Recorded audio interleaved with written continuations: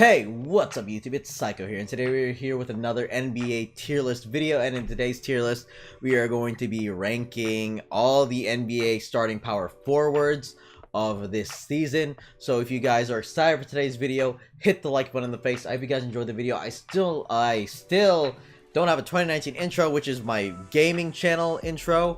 But yeah, I'm going to ignore the fact that I said that, but let's get right into the video, guys. Okay, so I changed the A+ right here into an S because that's just the way that I've always done this.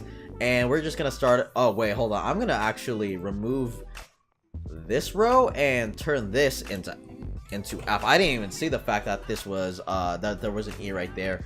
But we are here and we're gonna be ranking every power forward, and we're gonna start off with Marvin Williams, who is a D. The dude is old. Honestly, he hasn't really done much for the Hornets, in my opinion, or at least from what I can remember. I mean, yeah, he's sort of that, like he can shoot the three, but his days in Atlanta are over. His days in Charlotte are here. I think he's I think his contract is up. I could be wrong. Wait, hold on. Wait, what? A 4-year contract? 2000. He's gonna be there till oh my god, he's gonna be like 34. Oh my god. Yeah, Jesus Christ, he is not play, like, he is just, oh my god, why? Justice Winslow, well, I guess he was a power forward for most of the season, is a B tier because he made a big improvement from last year. His 3-point shot got better. His defense, like always, has been solid. Why the hell is this guy here? Where is, oh, okay, this is gonna be really weird in my opinion, but yeah, Justice Winslow made the huge step in this season. He's a 6'6" power forward. Very strange place to put a or very strange height to have for a power forward. I mean, Charles Barkley was like 6'4" and he was a power forward, but that was because he was a chunky man. He was, you know, a little thick. Justice Winslow does have a bulkier body. That is probably why because he can guard literally like 1 through 4, 1 through 5. I don't know how often I've seen him go up against 5s, but I know he can guard 1 through 4. And 2K always, like, even like in 2K18, when I played 2K18, they would always put him in the power forward position, which boggled my mind because it was like, why not have James Johnson at the power forward position? Which is James Johnson even? James Johnson is not on this list. That is a little questionable. Well, then again, he did lose his starting spot towards the latter half of the season. Pascal Siakam, an A. Actually, no. Pascal Siakam is gonna be a B as well because he's gonna be the most improved player. Like, let's be honest, he's most improved. He can play make. He's like a taller, younger Draymond Green. Except his assist numbers aren't like Draymond Green's. People have called him the poor man's Draymond Green, which I can agree with. I do like him though, like him a lot. I have him. I traded for him in one of my 2K in my only 2K video actually, where I moved the Pelicans to Seattle. Go check out that video, by the way. It'll be linked towards the end, or it'll be linked in a card above, like right here, I guess is where it is, because my webcam's usually in the bottom right corner. Anyways, Lauri Markkanen, B. This dude, like last year he was great. This year he played great. He was injured to begin the season though, but he's a great kid. Has a lot of he has a lot of promise. I really like this guy. A lot of potential. Don't sleep on European big men. I mean, him, Porzingis, Dirk. They've all proven that they can make it in this league. Doncic as well. They all prove that they can make it in this league. John Collins is a B because this dude is kind of like a walking double-double. I'm pretty sure he averaged like 10 rebounds. I think. Well, he averaged really close to 10 rebounds this year, but kid is great. Went from 10 to 19 points. I think the reason why he's not in the most improved conversation is just because he plays in Atlanta, and Atlanta's been losing, and every most improved player has no, not every most improved, because De'Aaron Fox is not in the playoffs, but D'Lo was in the playoffs, and so was Siakam, and they helped contribute to wins on their teams. Well, I mean, John Collins, I like the guy though. He has a lot of potential. Love this dude. Kyle Kuzma, C. The only thing that makes him a C tier is the lack of defense. because he really needs to work on that. But I really do like him. He would be a B. You know what? No, I'm making him a B because I think he's really, really good. Really great player. Jaren Jackson, for his first year, I'm gonna put it as a C because I mean he was first team all rookie, but I think he's a C just because I feel like I have too many B players. Although he did play like a B this year, you know what? Fuck it, I'm putting him in the B tier just because he's great. He's like great young player for a rookie to come in and just pretty much make first team. Especially on the Grizzlies, who I thought were actually going to be really good this year, but fell off towards the latter part of like 3 months into the season, I think. I don't remember, but PJ Tucker is a C-type player because this dude is a power forward. They run him at like 3 different positions. Also, I kind of want to fix this real quick. They run him at like 3 different positions, which is pretty odd in my opinion. But dude is great. Plays great defense. Can't believe he was out of the league for 5 years. He is the sneaker king, of course. So gotta put him right. Gotta put him. If he was just more like if he was a two-way player instead of just mostly a defender who, I mean, he's a 3 and D type player. Nothing wrong with that. It's what Daryl Morey loves. But I just wish that he scored more. I mean, yeah, he does have nights where he scores amazingly, but he's a C for right now. Paul P. Mills is an A type player just because from his days at Utah to Atlanta to today, while in Denver, guy is been great. Played great in the playoffs. Made second team all defense like 2 years ago, I think. Although he is very injury prone, I guess. Because if we actually do look at the amount of games that he's played, unless last year was just really like, yeah, I mean, well, 69 games, and to play 69 games and then play 37 the next year, and then I think he was out for a bit with a few injuries this year as well. His injuries aren't like, what do you call it? Like, they're not he's not like he has one good year and then all of a sudden he's just riddled with injuries. He's not that type of player, but he's doing pretty well. Thad Young, I'm gonna put it at a C just because like it's Thad Young. He's a guy that can pretty much do a lot for the Pacers. And he's just kind of there. He's just kind of there, not just to be there, but just like he's just solid, well-rounded player. But he's not like impressive. He doesn't like really pop out you. Jared Dudley, you fat. You talk shit on Ben Simmons. You're kind of, yeah, you an F. Sorry, my dude. I like you because you give tickets out to people. But Wilson Chandler, I'm gonna put in an F just because. I don't know. I just didn't really see anything impressive out of him this year. Yeah, because he went to he was in Philadelphia and then he went to the Clippers. I really just didn't feel like I saw him play that well or like play even much during his tenure with the Clippers, which was only like 20-ish games. But yeah, I don't know. Like he did contribute to Philadelphia, so I don't know. He's just honestly, I might just put him in the D tier for now, just because he's all right. I mean, his past years he did pretty well. Good guy, yeah. So he'll stay in the D tier. Kevin Love, I'm gonna. Oh God. He is an A for now, just because he's a stretch 4. He played the 5. Minnesota. Kevin Love was just amazing. I mean, he was a lot bigger back then, but I mean, you live in a cold climate, so you kind of gotta be a little on the thicker side, I guess. But ever since he came to Cleveland, he thinned up. He became a Banana Republic model. Dude is really great. The lack of games that he did play kind of does want to make me put him in the B tier, but he's not going to be there. My boy, Blake Griffin, you had the best year of your career because you know that your athleticism was declining. So what did you do? You were able to stretch your game out to the 3-point line, and I commend you for that, dude. Like, you were a Clipper. I thought you were going to be a Clipper for life. I'm not a Clippers fan, but now that you're in Detroit, I think I like you a little more than when you were with the Clippers. Just super, like, went from just known as a dunker and going at the rim to sort of a stretch guy who can bring the ball up a lot, who's brought the ball up a lot more.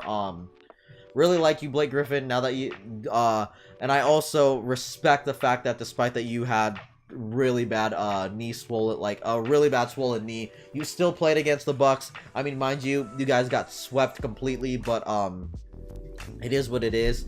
Taj Gibson, I'm gonna put at a D tier just because the dude is getting old. He's not the same as he was in Chicago. I mean, yeah, they brought him in just to be that vet that like can pretty much help a lot of these young guys, but I just don't feel like he really did much this year.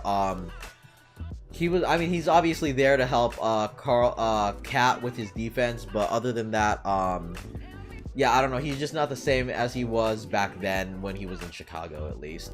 Dante Cunningham, you're an F. This is Dante Cunningham, not who's the other dude on the Spurs? Quincy Pondexter. Yeah, so that's Dante Cunningham because the headman. I don't know why he's here and not LaMarcus Aldridge. I don't remember how many games did this guy even start. Like, let's be real right here. Dante Cunningham. How many games did this guy even start? Because I feel like, he played a decent amount of games. Never mind, he played 64 games. I just don't. Did he play in the playoffs at all? Okay, he did. Only 5 of the games though.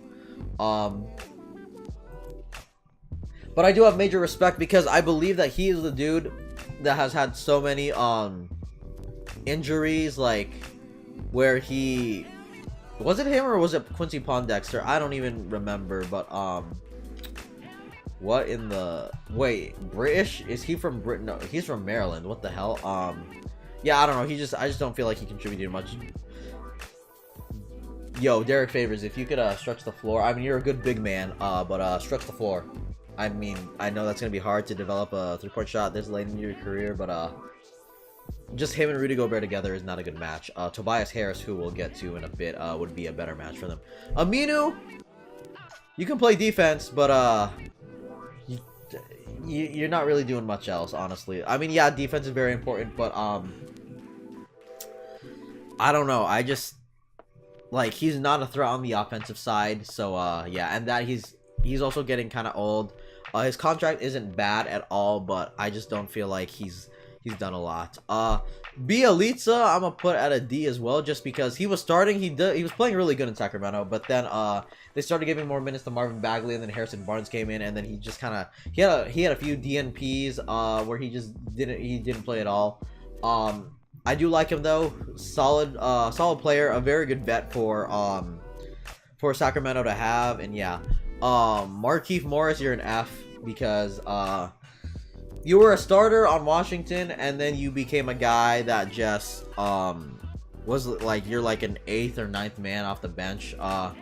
Honestly, yeah, he just didn't really do much. His brother, on the other hand, is a B tier just because he had a solid year. Well, he had a solid like 3 months, and then like he kind of fell off after that, but he still plays good defense.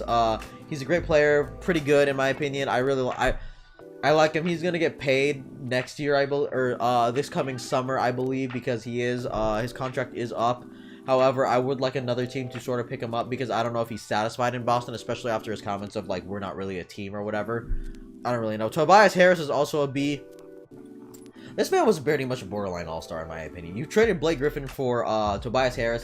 It did pay off despite the fact that you did decide to trade him at the trade deadline, but he was he could have been an all-star. He had all-star potential. Great player. Can stretch the floor. Yeah, he's a great guy. I really like him. Like, really good. S tier, Anthony Davis. Despite the fact that he did not play very many games this year, he's still the best power forward in this game. He is a center, though. Mark my, like, I know that he wants to play power forward, but him playing center is just what fits him more, I feel. But at the same time, I want to do what I feel like New Orleans should do whatever they can. I want to have Zion Williamson run the 3, have Anthony Davis at the 4, and then you need someone to play that 5 because I don't think Julius Randle is going to come back. You need to get a solid 5, a Nikola Vucevic, who else is a free agent on the center market? I'm actually going to go check because I have the starting centers list right here. And Al Horford, which he's probably going to end up accepting his player option. Marcus Gasol will too. Vucevic is a free agent. JaVale McGee could actually be pretty solid. DeAndre Jordan would be a good fit there, although I don't think they're going to get a lot of money out of him. Willie Cauley-Stein could be a guy that they could get for cheap. No, he's still on a rookie contract. They could trade for, no, I don't think Tristan Thompson is a good fit. Dwayne Dedman, I guess. Yeah, by the way, guys, this is literally a sneak peek of what a future video in a few days is going to be. Brook Lopez would actually be perfect over there, but, I think I don't think they could offer him the money. That was so off track, but, wow, we have Harrison Barnes for when he was with the Mavs, probably. I'm going to put him in a C, because ever since he left the Warriors, there's really nothing to say about him. He's a solid player. He does look like he could play the Falcon, take the job from Anthony Mackie, but except he's 6'8", which is kind of weird. 6'8", 6'9", I think. But I think Barnes is a solid player, but I don't know. Ever since he left the Warriors, he just nothing really. And plus, he had a really bad fourth quarter. This guy is an A. There's 16... King of the fourth quarter said this, and so did Draymond Green. There are 16 game players and 82 game players. Draymond Green is a 16 game player. He is solid. Without him, people are always like, oh, you could trade Draymond Green and nothing could happen. You cannot trade this man. This man is literally the solidifying, is the cement that solidifies the Golden State Warriors. He is the glue, the cement. Actually, yeah, he is the cement, because cement is harder than glue. Like, he is the cement of the Golden State Warriors. If his three-point shot was better, oh damn, he would be an S tier player. I know people would be like, why the hell is he an S tier player? But if you look at box score numbers, yeah, you get to see that he gets the 10 rebounds, 10 assists every night, or like on good nights, like he gets his assists. But the impact that those assists and those rebounds have, like in the game, because you get to see the numbers pile up, but you don't get to see when those numbers happen and at what specific moment, because he grabs so many important rebounds. Whenever he's wide open, sometimes he just tosses it to the open man, to another guy instead, to give them. He's such an unselfish basketball player. The man deserves his bag, although he is getting really old. He should probably take a discount. He was second team all defense. I don't know if he deserved that, especially since he missed so many games this season. But he is an A-type player. He is great. Get your bag, man. S-type player, Giannis Antetokounmpo. It's too bad Kawhi shut him down in the playoffs, but he is my MVP this year. That's all I'm going to say. He is my MVP, so obviously he is an S-type player. Jeremy Grant is is a C, because he made a jump this year from being that energy guy off the bench to being the guy in the starting lineup to really help out, and he started stretching the floor. I think he's probably going to be working on his three-point shot a lot more, especially since the Thunder were just horrible in three-point shooting this year. But I think he's a solid player. He played really well last year. Better player than, no offense, Carmelo, but he's a better fit for the Thunder than you were. If the Thunder had a plan for Carmelo in the first place. But solid player. Aaron Gordon is a C as well. He made it to the playoffs. That's all I'm gonna say. He did really good this season. Played really well, and yeah. TJ Warren is a C as well. He boosted his trade value by gaining that three-point shot that he developed. Because he was shooting, he shot he's not Steph Curry with a 40-inch vertical. Shout outs to MDJ for that. I love that video, by the way. But yeah, he's a great player. And finally, Noah Vonleh, D. Just because I feel like he lost his starting spot at some point during the season, but I think he played really decent this year, and I'm really proud of the way that he played. But yeah, that is it for this power forward video. We are 20 minutes into this video at this point. I'm sorry that these are so long, but I just feel like I have a lot to talk about when it comes to basketball players. That's why I have this basketball channel. But thank you guys for watching. I hope you guys enjoyed the video. Please rate, comment, and subscribe for more content. My name is Saiko, and I hope to see you guys in the next video. Have yourselves a good day like always, and I'll catch you guys later. Bye, guys.